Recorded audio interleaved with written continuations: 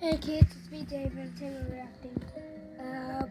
Bloody Mary, Mary one of England's.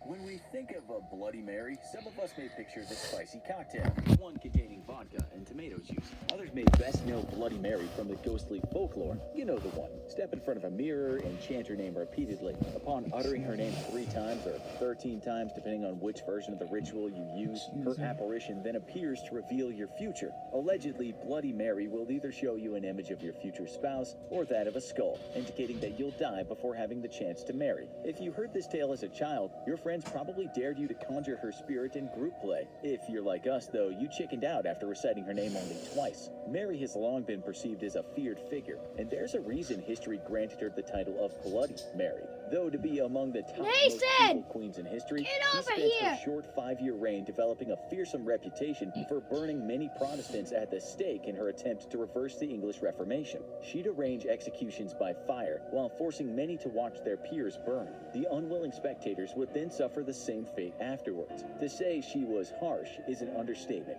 She threw all of England into terror and chaos without showing any mercy. When we say no mercy, we're not kidding. She would even have pregnant women burned if she viewed them as heretics, all in the name of her religious fanaticism. Still, if you know her background and origin story, you might start to question whether Mary was indeed a villain or if she was actually a victim of unfortunate circumstances. Before you think we're crazy for even suggesting it, allow us to explain. After learning about her story, you can decide for yourself what you think to be the case. Before she was the crazed queen, she was just a little girl. Born in 1516, Mary Tudor was the only surviving child of King Henry VIII and Queen Catherine of Aragon. Initially, life for her started out great. She was a little princess beloved by her mother, her father, and the people of England. There was just one problem. She was a girl. Realizing there may be no other children, mainly no sons, to inherit the throne, Mary's mother Catherine groomed her at an early age for a promising future as the Queen of England to be. Catherine taught her Latin, thought at the time to be a man's language, so that Mary could someday fulfill the most masculine of roles, that of a sovereign.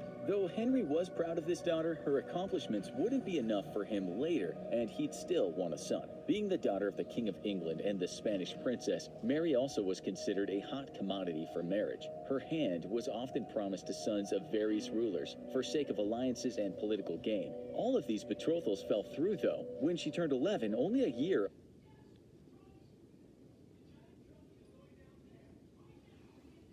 And after that, we might be watching the most evil man. What is it?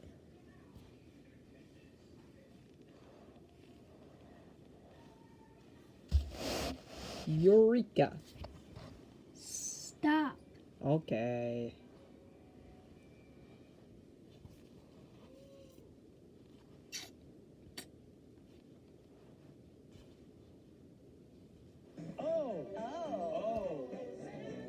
Are you going to Healthcare provider without Ozempic. Under the minimum legal age for marriage, her future betrothal was more seriously considered. Before she could embark into a successful marriage, however, something happened that would change her life forever. That is, her father fell madly in love with a woman, Anne Boleyn, and wanted a divorce with her mother. This was probably the biggest, most defining event for Mary due to the numerous repercussions that followed. It was from this moment on that Mary would never again experience a day of happiness. Now, before you jump to judgment and think, well, lots of children's parents get divorced, but they don't grow up to become murderers, we'd advise you to consider that the prospect of divorce was a way bigger deal than it is today, especially for royalty. And this was no ordinary divorce, but rather an event that would forever alter the course of English history. There was also a string of negative consequences that resulted from this momentous change that caused a lot of trauma in Mary's life. And on top of everything situational that was going on, Mary's health wasn't the greatest. Specifically, she experienced severe menstrual problems, thought today to be endometriosis. She had something known as dysmenorrhea, which gave her agonizing pain and cramping, worse than the typical monthly discomfort that many women endure. It was chronic and recurring. This was termed as her usual troubles or her old disease by royal physicians at the time. Her debilitating pain, accompanied by irregular hormone fluctuations, also frequently caused her serious depression, which only served to exacerbate her misery. Today, we now understand that stress can worsen symptoms of endometriosis, and Mary experienced experienced plenty of strain when Anne Boleyn entered the picture. Mary's intense anxiety provoked a particularly nasty flare-up of agony in 1531, soon after Henry forced her mother, Catherine, to leave court while treating Anne as the new queen-to-be. When her father, Henry, granted himself his divorce after being denied by the Pope, he disregarded Mary as illegitimate, claiming that he never truly lawfully married her mother. He'd gone from being a loving and doting father to Mary in her early years to now being a vicious, neglectful parent. If you watched our other episodes, Why Did the King of England Execute His Wives, and The Worst Breakup in History, then you're probably already familiar with the events that transpired. Basically, in order to divorce Catherine and marry Anne, Henry had to make some very drastic changes. That is, he had to separate England from the Roman Catholic Church and start his own new Church of England. Since Catherine had been a devoted Catholic and Mary had always followed in her footsteps, this was highly devastating for her. The new Protestant Reformation was yet another factor, a major factor, that added to Mary's profound grief, because her strong Catholic beliefs held My doctor and I chose Brilinta, and today I choose to keep moving forward. significant meaning for her, and she refused to give them up. Many of the people of England loyally supported Mary, were on her side, and felt sympathy for both she and her ostracized mother. After all, she'd been shamefully brushed aside while being publicly humiliated and disgraced by the harsh neglect and maltreatment of her father. She'd been embarrassingly downgraded from the high rank of a princess to a servant for her half-sister, Anne Boleyn. You wake up one day and groggily rub the sleep out of your eyes.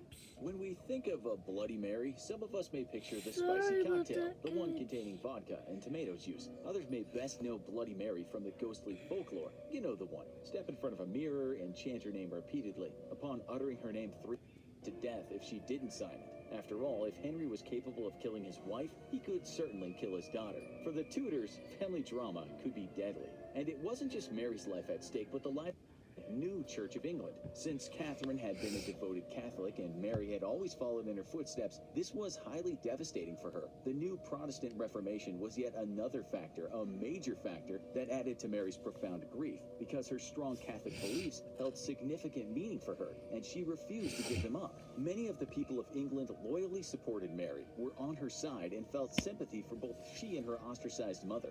After all, she'd been shamefully brushed aside while being publicly humiliated and disgraced by the harsh neglect and maltreatment of her father. She'd been embarrassingly downgraded from the high rank of a princess to a servant for her half-sister, Anne Boleyn, and Henry's new daughter Elizabeth, who now possessed a claim to the throne above her. Mary was a shell of what she once had been, and would now have to witness as little Elizabeth enjoyed the charms of her old life. It's fair to say that Henry VIII was cold to the daughter he once claimed to adore, and naturally, Mary would have probably felt very jealous of Elizabeth, sad, neglected, and unloved.